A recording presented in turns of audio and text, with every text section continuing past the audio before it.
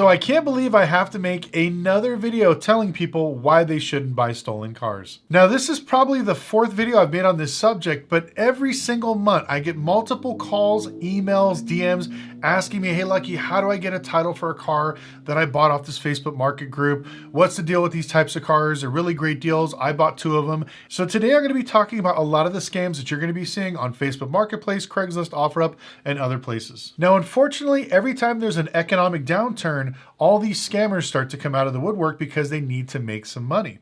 And this is even more exacerbated by the fact that a lot of people purchase cars for way over MSRP and way over Kelley Blue Book over the last few years.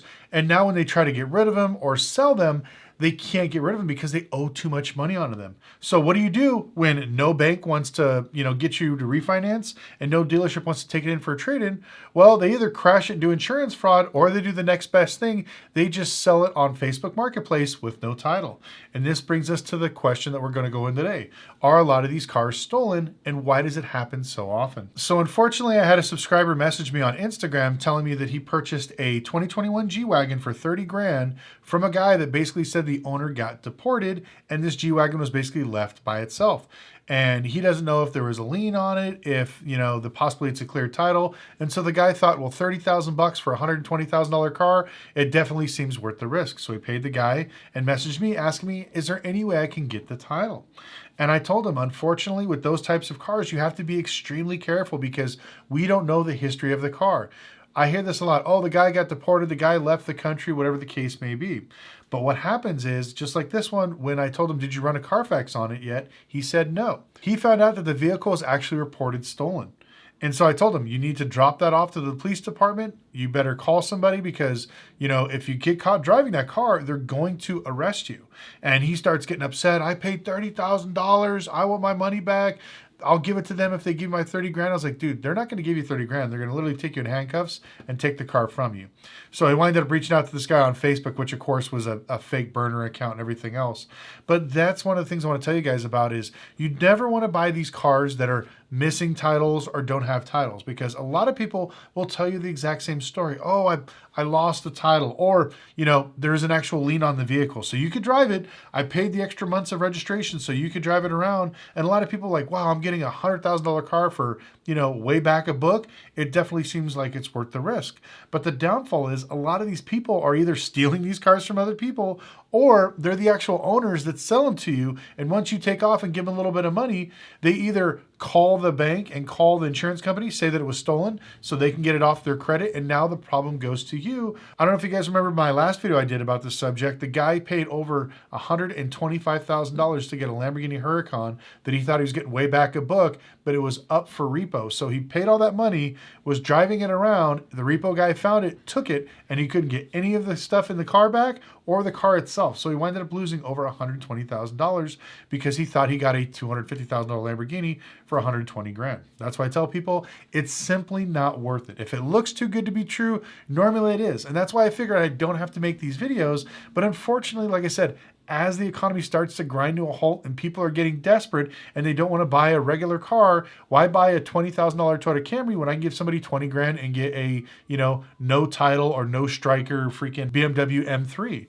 And unfortunately, like I said, you're only going to see this rise because so many people are desperate to get money or to move these cars that they can't really get rid of. So you're going to find these things all over Facebook Marketplace. Now, I know it's going to be tempting, but I always tell people just stay away. On top of that, I know there's a lot of groups. There's a bunch of acronyms. I'm not going to get into them because I don't want you guys searching for them. But there's these groups that literally sell cars like this and purposely sell them to you stolen, which is even worse. So I tell everybody, you do not want to buy any of these cars from some of these groups because more than likely they committed some type of fraud and you're going to be the one that's left holding the bag. You're either going to lose the money, go to jail, or worse, maybe the owner's going to find the car and do something bad to you. So stay away from those types of cars. Now, buying cars with no titles is nothing new. I've been running ads for this for over 20 years.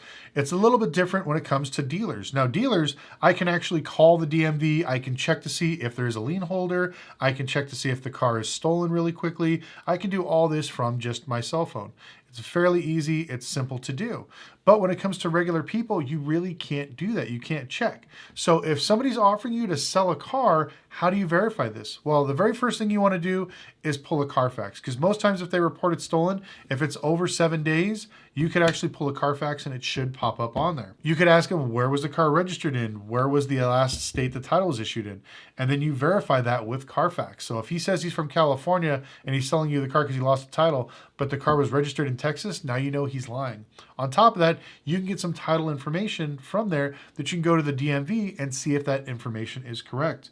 Now, if the car is in the person's name, then you have a better chance of getting the title. So if the guy says, man, I moved, I lost it, I can't get the title, you ask him if it's registered in the state you're in. All you have to do is either go to the DMV and transfer it right then and there, or they could file for a duplicate title. It's not that big of a deal. Takes a few minutes. I tell people if you're going to go down to DMV anyways, just do the bill of sale. They'll verify it's him. They'll verify it's you, and they'll just transfer it over to your name with a certified bill of sale. Now, this is the easiest way to do it. But unfortunately, like I live in Vegas, it's a very transient city, and there's people constantly moving here from different places. So I buy cars from people that lose titles all the time. But like I said, to find out if it's like from California, Minnesota, Texas, the East Coast somewhere, it's a big pain in the butt. And sometimes you can spend $100 to buy this information from online to see if that car is legit. Now, unfortunately, there's another type of fraud that's really hitting people out there, which is fake titles. And this is another reason I tell people don't touch a lot of these cars if they seem too good to be true. If you wind up getting a title with a car and you buy it thousands of dollars cheaper, more than likely that is a stolen car. You run a Carfax, you make sure that the title number matches the one on Carfax, also the issue date and the state. So this way everything lines up. Once you get that, if you're really worried, you could always go into the DMV and make sure that everything is done correctly. The DMV is pretty much your fall through, because if I'm spending $50,000, $100,000 on a car that I think I'm getting for really cheap, I'm going to get the title, but I'm either going to say, okay, we got to go to the DMV just to make sure we process the paperwork, because I don't want to have any problems. I don't want to have any headaches. You're here right now. You could sign the paperwork. And if they even slightly start saying, oh, I don't have the time, I can't do it, you know you're going to get scammed or you're about to get ripped off. Now, I talked about VIN swaps. These things are very, very popular now, and they're all over social media as well, unfortunately, and you see a lot of these guys doing that. What they do is they'll get a title from like a wrecked, let's say Range Rover, and they'll go steal a clean title one that has no issues. They'll take the VIN tag from the salvage one and stick it on the clean title one and give you the title for the clean car. And you're thinking, great, I got this great Range Rover for nothing. You're driving it around. One day you go to insure it, you take it to the dealership, or you go get it smogged, and all of a sudden it reads the registered VIN of the stolen car, and all of a sudden you get arrested. That's why I tell everybody, it's very important that when you're getting ready to buy another car, you need to have it thoroughly inspected. What I recommend everybody to do is once you buy this car, you take it to either a dealership or a really good independent mechanic and have them scan the car to see if the VIN on the computers is the same as what's actually on the car. This is very bad. I've done a bunch of videos about how Carvana got burned. These guys were printing out fake VIN numbers and just taking rental cars and selling it to them over and over again. It's a very common thing. So you need to protect yourselves. Now, as basically the economy gets worse, you're going to see more of these crooks coming out here trying to figure out how they could steal your money.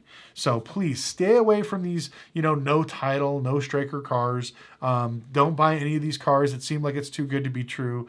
Do your research and take the time, spend a little bit of money. There's nothing worse than when I hate people. Oh, I don't want to spend $100 to have a mechanic look at it. I don't want to spend $40 for a Carfax. I was like, do you really want to lose $10, $20, $30, $40,000 of your money just on a whim? It's not worth it. And on top of that, I tell a lot of people, even if you do have the cash to pay for something, try to buy it from a third party, like let's say Key Savvy. That's one. They'll do the checking for you. I think Caramel's the other one. You can go through your bank. Even though you have the cash, you can get a loan from them. So it's up to the bank to do its due diligence to make sure that all the title work is correct and the car's not stolen. So this way, if it is, you could fall back on the bank and then they have to eat the loan and you're not screwed out of all that money. You can just take off and buy another vehicle. But these are some of the ways you protect yourself because, like I said, every week I learn about these new scams, people doing crazy stuff. And unfortunately, I get tons of stories from you guys about how you bought this car with no title, you're trying to get it, and it's a big pain in the butt. Now, back in the day, a lot of people used to buy these cars with no titles and lien them through tow yards, mechanics liens, stuff like that, which was a very common thing. I've done it before when people would leave their cars in my shop and just disappear. That was what we did to recoup our money.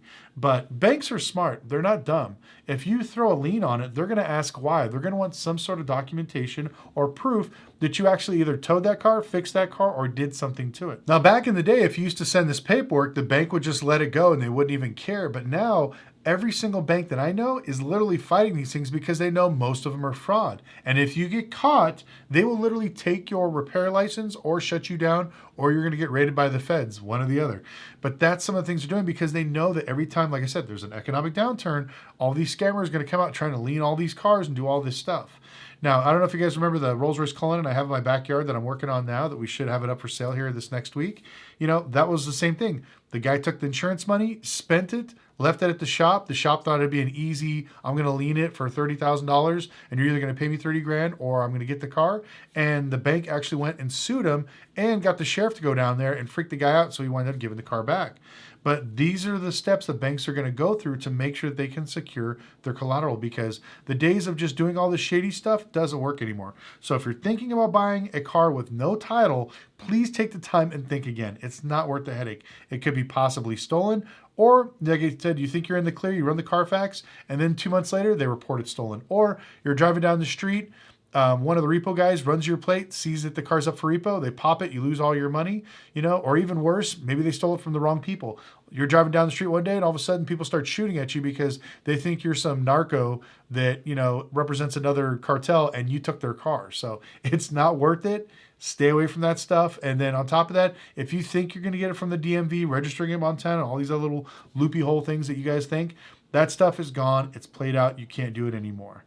You know, there's tons of companies out there. Even our software company will literally track these cars and tell you if that car is stolen, there's some sort of issues, because, you know, this is what banks want. This is what dealers want. Unfortunately, the general public doesn't have access to this, but that's the reason why, is because if they did, they'd figure out another loophole to figure out how to scam more people. So anyways, be careful out there. And like I said, if you have any questions, you can message me on Instagram, at Lucky Lopez, or you can put it in a comment section here. I'll try to answer them for the first hour or two.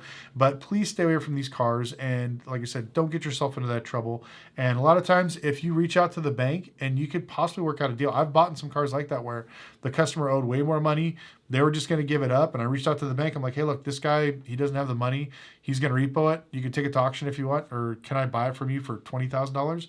Does that work? Does that help? And sometimes you'd be surprised. Sometimes the bank's just like, well, we haven't gotten a payment. Here, just take it. We don't know the condition of it. So it's better to reach out and try than to get arrested and find out that the car you're driving is stolen. But anyways, I want you guys to have a great day. We have some more content coming out here next week. I'm super excited for it, and we'll talk to you guys then.